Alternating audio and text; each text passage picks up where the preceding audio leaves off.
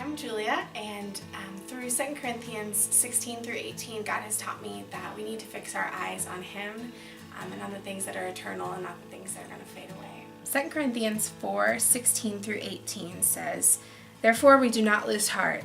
Though outwardly we are wasting away, yet inwardly we are being renewed day by day. For our light and momentary troubles are achieving for us an eternal glory that far outweighs them all. So we fix our eyes not on what is seen, but on what is unseen. For what is seen is temporary, but what is unseen is eternal." This verse it's just been so central for me because there's so much that goes wrong in the world. So much. Like every day there's going to be at least 20 things that go wrong. And if we focus in on those things, then we're just going to be beat down and just really upset all day, and we'll turn into complaining, nagging people. And that's not who we want to be, especially not as daughters of Christ. And so I just think, it's been so huge for me to have that in my mind. We don't lose heart. We fix our eyes on Jesus, and we don't think about all these things that are going to fade away, these temporary things. To be fixed means you're steady, and you're not wavering. You're fixed on what is unseen. And so that way, when the waves come crashing, you're fixed. You're not moving. You're not moved by that. There's like hundreds of verses, believe me. I learned this last week. There's hundreds of verses that talk about how God's people will not be shaken.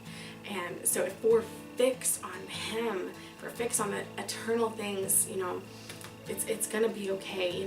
Life happens. Things are gonna go wrong, but that's not even what matters in the end. It really isn't. And it's just when you have that perspective of being fixed on Him, it changes everything. In any situation you're in, and if your boyfriend breaks up with you, if, your grandma dies, anything, therefore we do not lose heart, because these light and momentary afflictions are achieving for us a glory that far outweighs them all. And I think it's just, therefore we don't lose heart. And because it's so tempting. The world is all like, oh, that's so sad. It's like, no, we don't lose heart. That's what makes us different. Is people are like, why aren't you upset about that? If you're fixed on Christ and you're fixed on that eternal hope, then it makes you different, and people notice. They do, and they might just think you're a freak, but that's okay because it's planting seeds. So I think it's awesome, and it's just a constant reminder. Even if you stink at memorizing verses, no, therefore we do not lose heart. I was very, very lonely my freshman year in college, and I was just like, well, I know I've got God.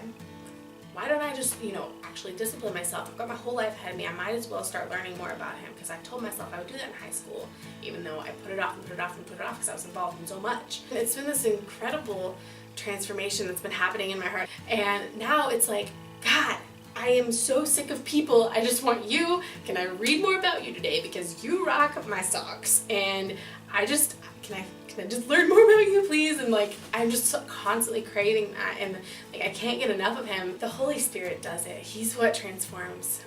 But His Word is living and active, and it's sharper than any double-edged sword. And there is so much growth that happens just from reading it, whether we realize it or not. And I think another thing too is just being intentional and praying that He will speak to you.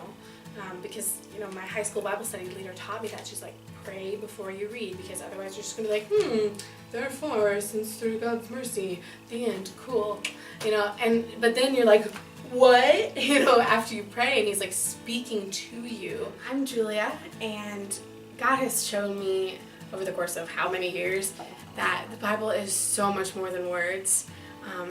And in this particular verse, that we have to fix our eyes on what is eternal and not and what is unseen and not what is seen, because that's what we hope in. That's our Jesus.